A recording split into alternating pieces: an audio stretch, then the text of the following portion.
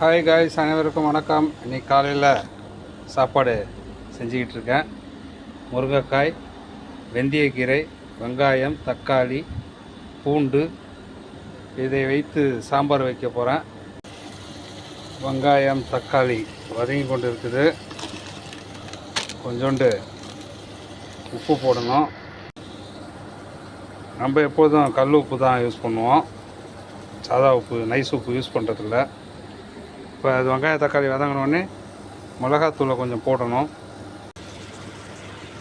மிளகாத்தூள் போட்டாச்சு. மிளகாய்த்தூளை போட்டு கொஞ்சம் அப்படியே வதக்கி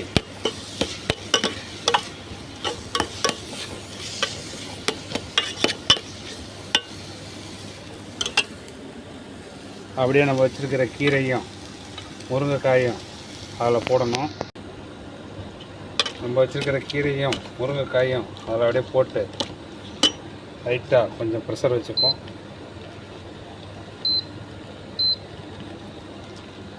நல்லா அப்படியே லைட்டாக ஒரு கொதி வைக்க அப்படியே ஒரு கொதிக்க வச்சு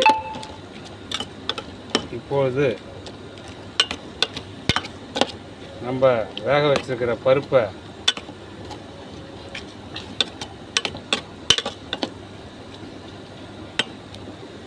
அதில் ஊற்ற வேண்டியதான்.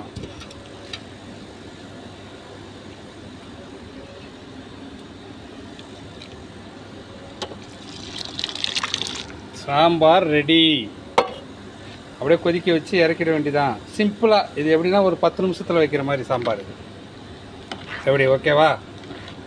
சாம்பார் ரெடி. லைட்டாக அப்படியே தாளித்து இறக்கிட வேண்டியதான். காயை மட்டும் வேக வச்சுட்டு இறக்கிட வேண்டியதான். Okay, done. சாம்பார் ரெடி. சாப்பாடு எலக்ட்ரிக் குக்கரில் வச்சிருக்கு, இன்னும் வேவலை. வெந்த உடனே எடுத்து வைத்து சாப்பிட்டு விட்டு டியூட்டிக்கு கிளம்ப வேண்டியதான். எப்படி, நல்லா இருக்குங்களா சாம்பார்? நம்ம ஊரில் எப்படி வைக்க மாட்டாங்க, வெங்காயம் தக்காளிலாம் வதக்க மாட்டாங்க. நான் வதக்கி போடுவேன். வதக்கி போட்டால் கொஞ்சம் டேஸ்ட் நல்லாயிருக்கும். பூண்டு அதே காய் நல்லா இருக்குங்களா? தடன்னு சாப்பிட்டு பாருங்கள். நான் சாப்பிட்டு பார்த்துட்டு நானே நல்லா இருக்குன்னு நானே சொல்லிக்கிறேன். ஓகே, பாய்.